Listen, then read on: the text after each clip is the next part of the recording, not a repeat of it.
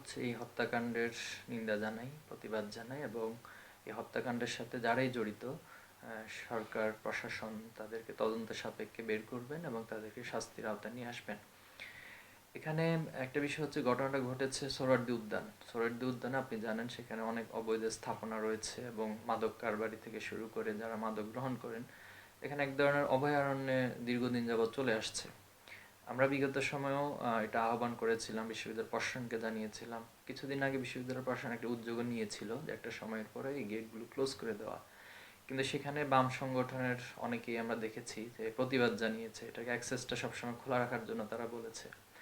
তো এই যে একটি মাদকের, যারা মাদকের সাথে সম্পৃক্ত, এদের তো আসলে হিতাহিত জ্ঞানটা থাকে না।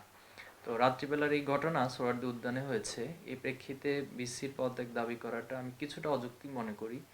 কারণ একটা বিষয় ঘটে যাওয়ার পর আগে তদন্ত হওয়া দরকার। এখানে কি আসলে ভিসির কোনো হাত ছিল কিনা এই হত্যাকাণ্ডের পিছনে? তো যদি থেকে না থাকে তাহলে তো এভাবে তদন্ত ব্যতীত এটা আমি মনে করি একটা অযৌক্তিক বিষয়।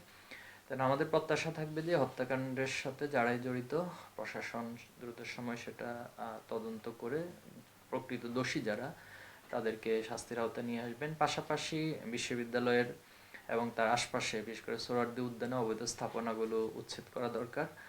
এখানে মাদকের যে কারবার চলে সেটা যেন বন্ধ করা হয় এবং সিকিউরিটি কনসার্ন থেকে টোটাল এরিয়াকে সিসিটিভি ক্যামেরা জোনের মাধ্যমে যাতে নিয়ে আসা যায়, আমরা এই দাবিগুলো প্রশাসনের কাছে করছি।